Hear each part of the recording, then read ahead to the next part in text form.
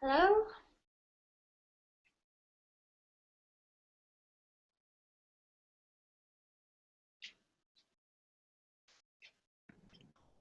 All right, can you hear me now? Yep.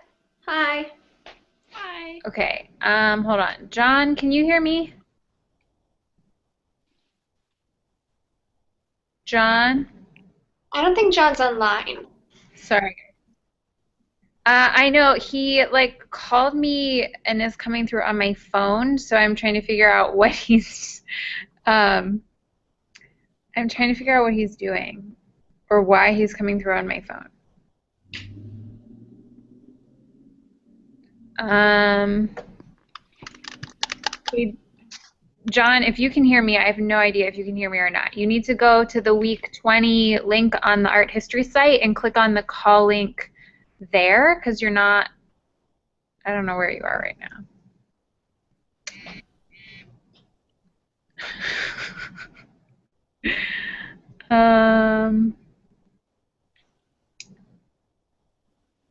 Okay, I think we got that under control. Okay. Sorry about that, guys.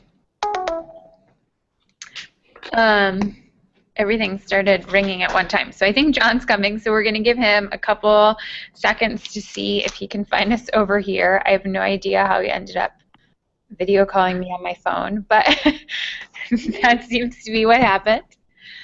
So how are you ladies doing? I'm good. How are you?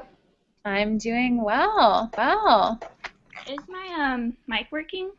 Can you hear yes. me? Yeah. Oh, good. I'm glad I got that sorted out because it wasn't working for the past couple of weeks. Oh, that's not good. All right, there's John. Okay.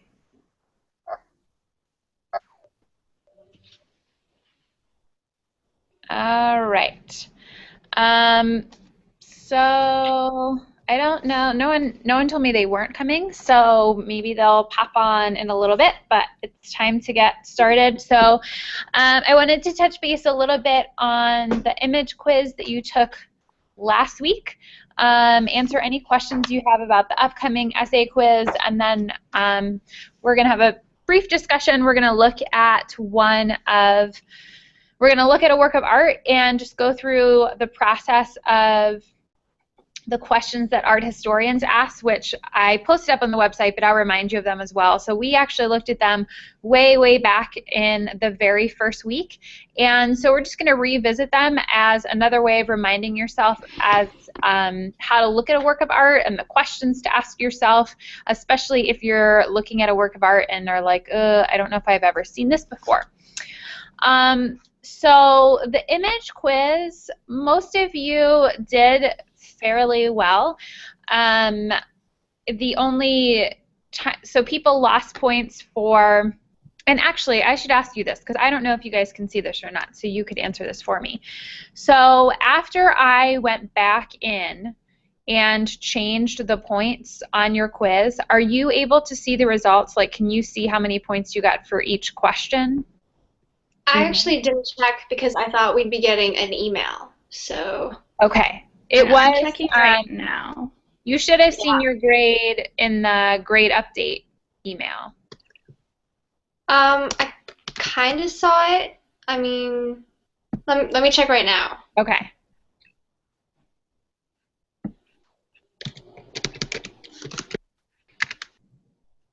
I can see like the answers, but is that what you were asking?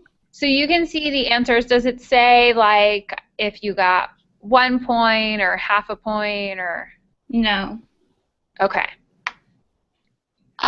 So for the image quiz, um, I can see how much I got. So you can see So, the total thing, but you can't see each like individual point. Oh, no. wait, I can see. Yeah, Total it says in like the point email. In nine. the email. So, Wait, you were both talking at the same time. Hannah, you go first. Yeah, I can see like 1 out of 1, point 9 out of 1, and like things Okay. like that. Cool. Are you? yeah, I can view the results and see exactly. like the corrected things, but I can also see like my total grade. Okay, perfect. I wasn't sure. I was pretty sure you could see the total grade, but I wasn't sure if you could see each overall point value. So most of the time, which you can see the whole answer there, and the answers are pulled right from the flashcards, so they're not a big secret. If you didn't get the full credit, and the good news is a lot of things like this on the AP test will actually be multiple choice, so it'll feel easier than what that just was. So some of you lost points if you didn't have the date quite correct. If you were fairly close, I gave you the benefit of the benefit of the doubt and gave you the points. A lot of people didn't include the material, and I don't know if that's because you didn't know the medium or that just didn't even cross your mind as something to write down. Kind of a combination of both. Okay. Yeah, for most of them it didn't cross my mind. I know I did for some of them, but yeah, I wasn't sure because on all of them, like some of you occasionally wrote down the materials, showing that it crossed your mind sometimes. So that's one of those things that if you can figure it out or guess, you want to write it down, especially because for the most part with the materials, you're going to be able to guess fairly closely of what you think you're looking at. So that was one place that a lot of people lost some points if you didn't write the material. But overall, you did pretty well. It wasn't like any of you had no idea what in the world you were looking at. How did you guys feel when you were taking the image test? Like, kind of confident? You felt like you knew what you were looking at? Or like, oh gosh, I wish I knew more? Fairly confident. I'm good with memorizing trivia. Okay. yeah, I felt good about it. I just had a hard time spelling all the names. That's okay, and that's one of those things too, like I didn't take off any points for spelling because all of you were close enough that I had a clue what you were talking about. And the same thing is going to happen on the AP test. So on the AP test, in any of the like free response areas, spelling's not, you don't lose points for spelling or grammar or any of that as long as they can actually decipher what in the world you were trying to write. So as long as you're close, you're good. Which all of you were close enough. There was no point where I was like, oh my goodness, what are they writing? So overall, you guys did pretty well on that. And then any questions? I sent out the grade report. I think I did that Monday night. As I said before, if you get that and you're confused about it or think something's missing, you want to let me know that right as soon as possible so that we can get that fixed. A couple of you, I think mainly Margaret and I are trying to figure this out right now. The easiest way, and I'm just going to say this for all of you because it's come through a couple times, if you're using Google Drive to do your assignments, which is more than fine, the easiest way to send those assignments to me is actually go to File, and if you go down to the bottom of File, you can download it as a PDF or download it as a Word document. If you download it, you can then attach it in an email and send it to me. Because what's happening, a lot of you are sending it to me like via Google, and when I try and open it, I can't actually open it, so I have to email you and get permission from you to open it, and then you give me permission, but it's giving permission to my other email address that I never use. So all that to say, it gets really complicated. I'm not counting it as late or anything like that as we try and get me access, but it'll be way easier in general. So if you just download it, you go to File, Download, either as a Word document or a PDF, attach it, and send it back my way. Does that make sense? Yeah. Awesome. Oops, go ahead. Did you manage to see my keynote thing that I sent you? I did. I didn't like get to look closely at it, but I did go ahead and click just to make sure that I could open it, and I could open it fine. Yes. So we got that taken care of.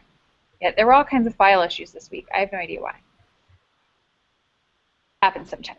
Okay, so before we jump into looking at the actual image and chatting, I just wanted to see if anyone had any other questions about the essay quiz that you're taking this week.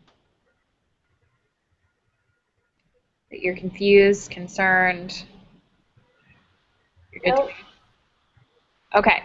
And so on that, again, keep in mind, so for the essay quiz, I know it's kind of challenging because there's not like one or two particular things for you to study from. Do it. Try your best. And for the essay quiz, like I told you before, we're going to go through a process. You're going to correct each other's, grade each other's, and then you're actually going to be able to make corrections to your own essays and resubmit it. So if this first round is a complete disaster, that's okay. That's part of the point, again, is to kind of be like, how are you feeling about this? Do you, can you work through the essays? Are you comfortable with it? And we shall find out. So try not to be too stressed about it. They are all timed, and the one thing I do really want you to try to do without just like rambling on like a crazy person is if it's a 30-minute essay, really try even and take the 30 minutes to use your brain, create kind of an outline, bullet points, and write it out. Because for a 30-minute essay, it should be on the longer end. So even if you think you only know like 2 sentences, really try and make yourself work through it and get as much information on the page as you possibly can. Okay? Cool. So are we going to have partners for it? Or Yeah. are we just going to like randomly get somebody's essay? Good question. So what you're gonna take the essay quizzes. Then next week I will kind of pair you up with someone and give you each other's questions and contact information so you can kind of chat with each other. Okay? Cool. All right. I think that's everything I had to tell you about the quizzes. So I'm going to switch my screen so you're not looking at me. This is a work of art that you've seen before, so my goal wasn't necessarily to pull up a piece that totally confused you. This is more, I wanted to remind you of the forever ago, the thought process that we practiced going through of asking the questions that art historians ask, because that was in the very first week and you've probably forgotten about it, which is totally understandable. To remind you of that, that you can be thinking about that when you're taking quizzes and when you're looking at images. It can even be a way of breaking down something that you're talking about on one of the essays, of giving yourself some guided thought as to where you should go. So let me flip my screen to here and here. And okay. So can you just let me know that you're seeing this work of art? No, we see ourselves. Yourselves. Yeah. Well, that's interesting. It's Google Plus Inception. Let's try that again. Why do you see yourselves? Let's try this one. Now do you see it? Yeah. Yeah, we see it. That's always helpful. One time I was doing this with one of my other classes, and no one was telling me that they couldn't see the screen, and I was sitting here jabbering, asking them all these questions, and was like, why is no one talking to me? So, all right. So I'm going to real quickly remind you of the questions, and then we're going to, there's 4 main questions that art historians ask, and then we're going to kind of go through that thought process looking at this piece. So the 4 questions that they're asking and trying to figure out is, 1, how old is a work of art? And so you kind of want to look at context clues and what can you potentially figure out, and that's easier on some pieces than others, but that's one of the questions. Next, they're looking at what is its style. So what are defining artistic style? What are some key elements of the actual piece? Another question they ask is, what is its subject? So really breaking down what is the subject matter, because sometimes that can give you more information about the time period, the culture, maybe who painted it, how they made it. And then the last one, if you can figure out the answer, well, not the last one, I just lied. Who made it? So, and now the last one, who paid for it? Okay? And like I said, some of these are easier to figure out from just looking at a work of art than others. And so that's what we're going to more focus on today, is if you're encountering a piece of art that you don't remember, you've never seen before, and you're asked to have a discussion about it, how can you go about having some kind of seemingly intelligent thing to say? Because you all do have intelligent things to say. So the first one that we're going to talk about and look at, if you were looking at this piece and you had to start to figure out how old it is, what are some context clues that you might look at that are going to start to tell you a little bit about a potential time period? And you can either talk or type. What they're wearing. Yes, most definitely. What else? The colors. Okay. So clothes, colors. Any other ideas? Like the hairstyles and like how they wore their beards, because beards went in and out of fashion a lot in history. Yeah. So John, I don't know why this is happening, but are you able to type on the group chat on the actual Google screen? You're coming through on my phone again, which I can follow. I have no idea what is happening. But anyway, so John says his guess, or he already knows the answer, is 400 years old, looking at light and shadow. Yes, it is by Rembrandt, Dissection of a Human Body. The dissection of a human with no gloves. So yeah, that's definitely a good observation, John. And at this point in time, I really do not believe, I sure hope, we would not see someone cutting into a body without wearing gloves. So all of those things, if you're starting to think about a time period and you don't know the information, so things that you could still start to write about. You could write about how they're actually dressed. You could write about the fact that it's all men. So we don't see any females kind of entering into this medical equation. You could write about the colors that you see, and you could write about the lack of gloves. So right there, just asking and answering that one question has given you a whole bunch of content to discuss, even if you don't necessarily know about the piece. So we're going to talk a little about the next question is, what is its style? So if you had to start to describe the style, what would you come up with? This one's a little bit harder. So you could think about the period style, the regional style. So if it's making you think of any specific place in history, you could think about personal style. So if there's other artists that it reminds you of, you could relate it to that. Well, I'm pretty sure, isn't it from the Netherlands? Mm-hmm. Yeah.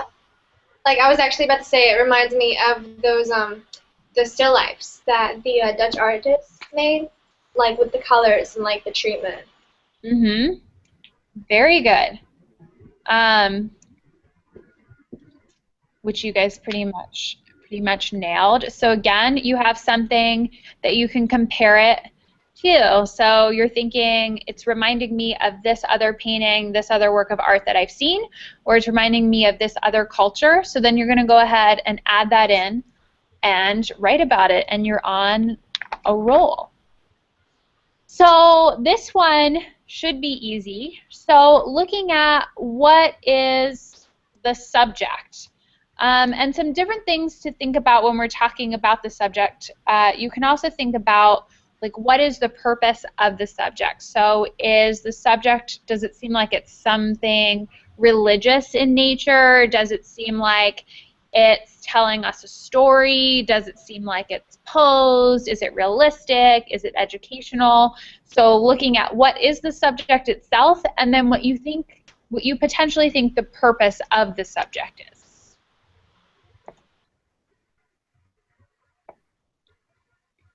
So, I mean, it's a corpse Mm-hmm. with people around it, and I guess they're in a lesson learning about it, so in some kind of school. Good. Do you think that this was kind of a posed, set up composition, or that this is really what it would look like when they were standing? I think it's definitely posed, because look at how they're all standing around it. That's completely inefficient. No one's going to see anything. If they were actually naturally standing around it, we wouldn't be able to see the body. So, which, would be awful for the viewer of the painting. So everybody's all gathered on one side, and they have dramatic expressions. So, yes. yeah. Very good. So part of that, the body. Oh, hold on. I think John's talking to me. Yeah, he is. I don't know why this is coming through my phone. So John says it's a medical lesson, and they're all wearing nice clothes. Yes, they're wearing nice clothes, and they all look pretty clean. So we also know what tells you that this is a medical lesson versus they're trying to save someone's life. Well, the body is too pale, firstly. And secondly, there's the teacher, who is obviously the teacher because he's very clearly different, what with his hat. Mm-hmm. He's, more clearly shown than the others. And he's got, with his hand up, explaining. So, and he seems not as freaked out by it as everyone else is. Yeah, it's less dramatic. Yeah. He's and here we see the gallbladder. Yeah, so he looks like he actually knows what he's doing. So this was an example. Actually, I'm not going to tell you that yet. I'm going to give more away. So this one you already know the answer to. When you're looking at who made it, so, well, one, because it's on the screen, you know the answer. And John told us that Rembrandt made it. So that is one of the questions where more so you know it or you don't. If you don't know, however, but you're pretty confident on the time period or the style, you could at least throw an artist out there that you know created artwork during that time period. So that comes back to, and even on the image quiz, whether you wrote no artist or the wrong artist, you lost the same amount of points. Same thing happens on the AP test. So if you're thinking, I have an idea of the time period and I can think of other artists that made work around this time, throw a name out there and maybe you'll get lucky, but it's still a better choice than leaving it totally blank. If you can make some kind of educated guess. I don't just mean write down Andy Warhol because that's an artist name that you can come up with. Because then they might think you're kind of losing your mind. But do any of you know, and if you don't know the exact answer, so the last question that art historians ask is trying to figure out who paid for the work of art, because so much of art was created because of commissions and because of patrons. So if you don't know the exact name of the person who paid for this piece, thinking again of the subject matter and the context of this, what type of person is going to say, hey, I would really love to have a painting of an autopsy? Probably a doctor or someone in the medical profession. Maybe a medical school, because that's a lesson. Yeah. So does anyone know who this was actually commissioned by? Everyone's Googling really fast.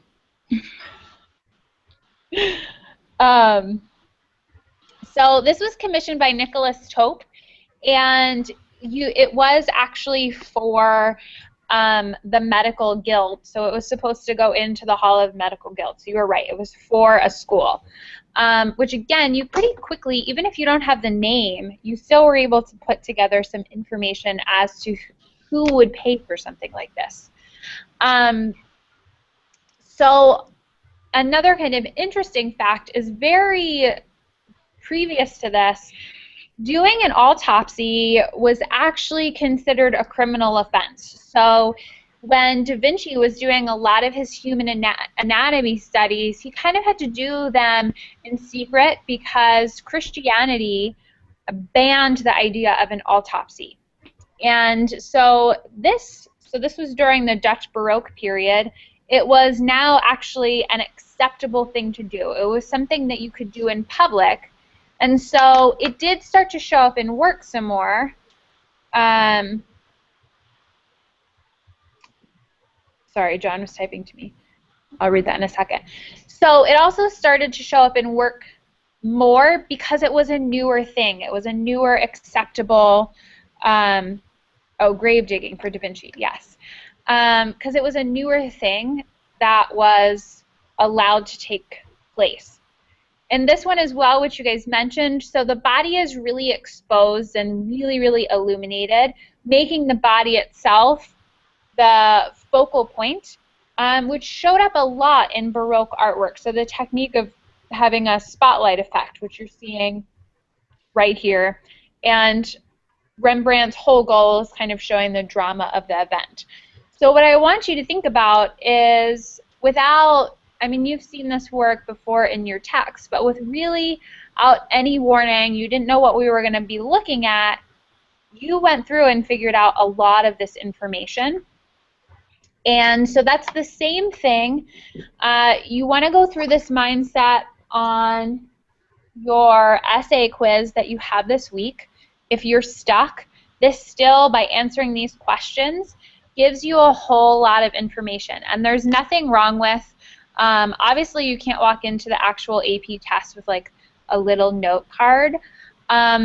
But this is one of those things that when you start to take the test, you might want to just jot down. Not that I have to take tests anymore because I'm at that wonderful time in my life where it doesn't happen.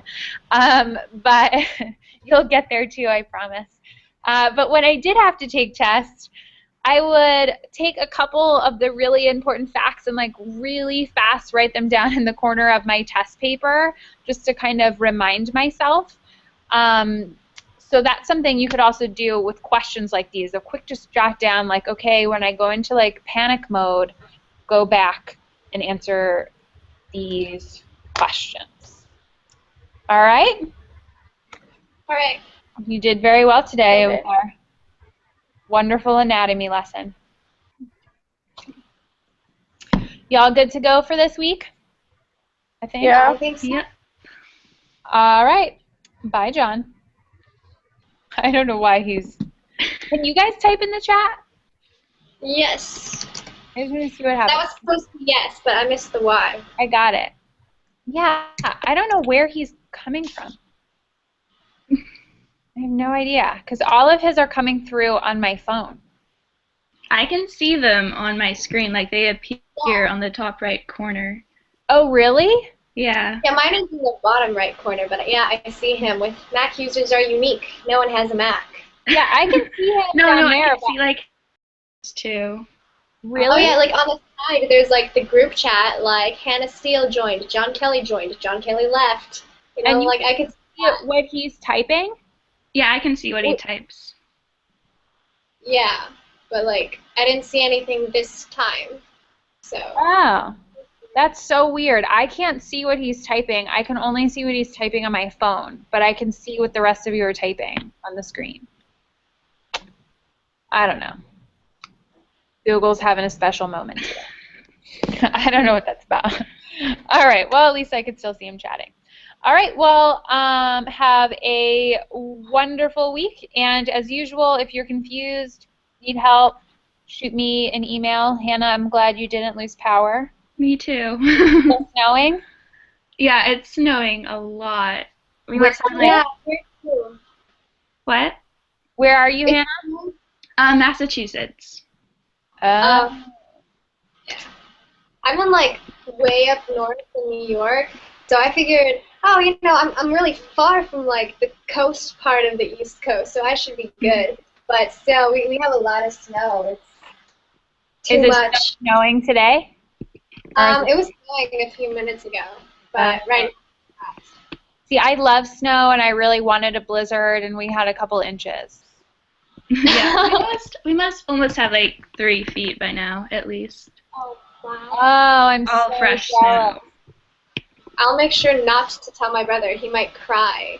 He's like, oh, why do we never get the blizzards? And I'm just like, are we not close enough to Canada for you?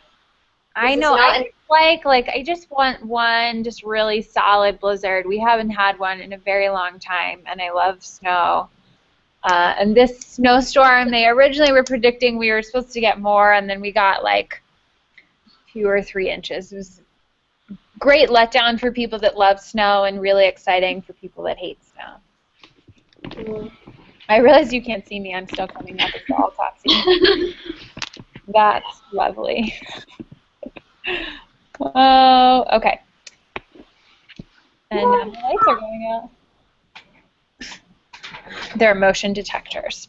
All right, well, good luck in the snow. Go build a fort for me, since I surely can't do that at this point in time. And hopefully you continue to have power. Yeah. Bye, Lee. I'll see you next week. All right.